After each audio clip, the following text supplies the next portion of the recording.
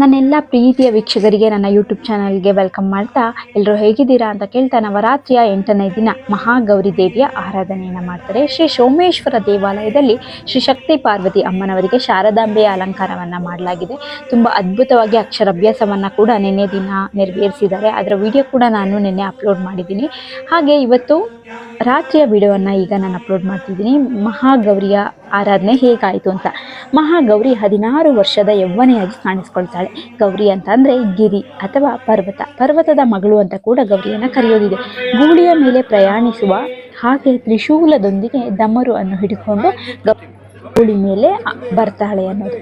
ತಾಯಿ ದುರ್ಗೆಯು ಭೂಮಿಯ ಮೇಲೆ ಜನ್ಮವನ್ನು ಪಡೆಯೋದು ಗೌರಿಯಾಗಿ ಅಂತ ಹೇಳ್ತಾರೆ. ಹಾಗೇನೆ ಮರಳಿ ದೇವಲೋಕಕ್ಕೆ ಹೋಗ್ತಾಳೆ. ದುರ್ಗೆಯ 8ನೇ ಅವತಾರ ಮಹಾಗೌರಿ. ಶಿವನನ್ನ ಮದುವೆ ಆಗಬೇಕು, ಪತಿಯನ್ನಾಗಿ ಪಡಿಬೇಕು ಅಂತ ಅಂದ್ಬಿಟ್ಟು ಕಠಿಣ ತಪಸ್ಸನ್ನ ಮಾಡ್ತಾಳೆ ಪಾರ್ವತಿ. ಈ ತಪಸ್ಸಿನಿಂದ ಅವಳ ಮೈ ಕಪ್ಪು ಬಣ್ಣಕ್ಕೆ ತಿರುಗತ್ತೆ. ಅವಳ ತಪಸ್ಸಿಗೆ ಸಂತುಷ್ಟನಾದ ಶಿವನು ಗಂಗಾ ನದಿಯಲ್ಲಿ ಸ್ನಾನ ಮಾಡೋದಕ್ಕೆ ಹೇಳ್ತಾನಂತೆ. ಅಲ್ಲಿ ಪಾರ್ವತಿಯ ದೇಹ ಕಪ್ಪು ಬಣ್ಣದಿಂದ ಕೂಡಿತ್ತಲ್ಲ, ಬಿಸಿಲು ಗಾಳಿ ಧೂಳಿಂದಾಗಿ ತಪಸ್ಸು ಮಾಡುವ ಸಮಯದಲ್ಲಿ ಆಕೆಯ ಮೈ ಬಣ್ಣ ಕಂಪ್ಲೀಟ್ ಆಗಿ ಕಪ್ಪು ಬಣ್ಣಕ್ಕೆ ತಿರುಗುತ್ತೆ. ಹಾಗಾಗಿ ಶಿವ ಬಂದು ಪಾರ್ವತಿ ದೇವಿಯಕ್ಕೆ ಹೇಳ್ತಾನೆ ಗಂಗಾ ನದಿಯಲ್ಲಿ ಸ್ನಾನ ಮಾಡೋದಕ್ಕೆ. ಆ ನಂತರ ಅಲ್ಲಿ ಪಾರ್ವತಿಯ ದೇಹ ಕಪ್ಪು ಬಣ್ಣದಿಂದ ಬಿಳಿ ಬಣ್ಣಕ್ಕೆ ತಿರುಗುತ್ತೆ. ಬಿಳಿ ಬಣ್ಣದ ಮೈ, ಶುಭ್ರವಾದ ಬಟ್ಟೆ ಮತ್ತು ಗಂಗೆ ನದಿಯಲ್ಲಿ ಸ್ನಾನ ಮಾಡಿದ ನಂತರ ಪಡೆದ ಪ್ರಕಾಶಮಾನವಾದ ರೂಪವೇ ಮಹಾಗೌರಿ ರೂಪ ಅಂತ ಹೇಳ್ತಾರೆ. ಇವತ್ತು ಕೂಡ ಎಂದಿನಂತೆ ಲಲಿತಾ ಸಹಸ್ರನಾಮ, ಕುಂಕುಮಾರ್ಚನೆ ಜೊತೆಗೆ ಸಂಗೀತ ಕಾರ್ಯಕ್ರಮ ಎಲ್ಲ ಕೂಡ ನಡೀತು. ರಂಗ ಪೂಜೆ, ಪ್ರತಿಯೊಂದು. ಗೌರಿಯನ್ನು ಪೂಜೆ ಮಾಡುವುದರಿಂದ ಐಶ್ವರ್ಯ, ಸೌಂದರ್ಯ, ಶಾಂತಿ ಹಾಗೂ ಆಧ್ಯಾತ್ಮಿಕ ಚಿಂತನೆಗಳನ್ನು ನಾವು ಹೆಚ್ಚಿಸ್ಕೊಳ್ಬಹುದು ಅಂತ ಹೇಳ್ಬೋದು.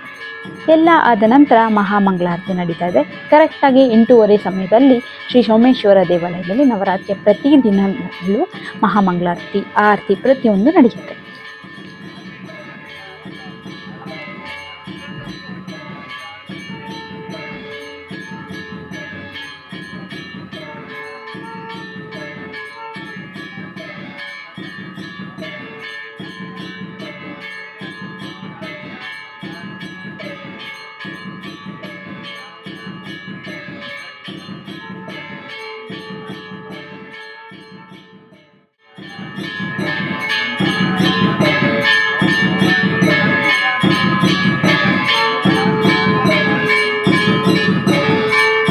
ಹಾಗೆ ಯಾರೆಲ್ಲ ನನ್ನ ಯೂಟ್ಯೂಬ್ ಚಾನಲನ್ನು ನೋಡ್ತಿದ್ದೀರಾ ದಯವಿಟ್ಟು ಸಬ್ಸ್ಕ್ರೈಬ್ ಮಾಡ್ಕೊಳ್ಳಿ, ಬೆಲ್ ಐಕಾನನ್ನು ಪ್ರೆಸ್ ಮಾಡಿ. ನಾನು ಹಾಕೋ ಪ್ರತಿ ವೀಡಿಯೋಸ್ ನೋಟಿಫಿಕೇಶನ್ ನಿಮಗೆ ಬರುತ್ತೆ ಅಂತ ಹೇಳ್ತೀನಿ. ಇದೇ ಥರ ಸಪೋರ್ಟ್ ಮಾಡ್ತಾ ಇರಿ.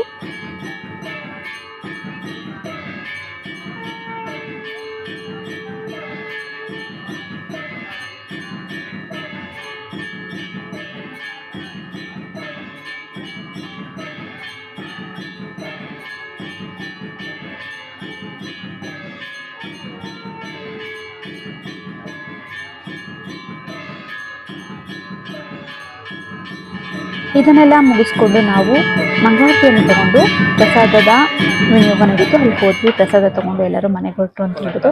ಇವತ್ತಿನ ದಿನ ಹೇಗನ್ನಿಸ್ತು ಕಮೆಂಟ್ ಸೆಕ್ಷನಲ್ಲಿ ಕಮೆಂಟ್ ಮಾಡಿ. Thanks for watching.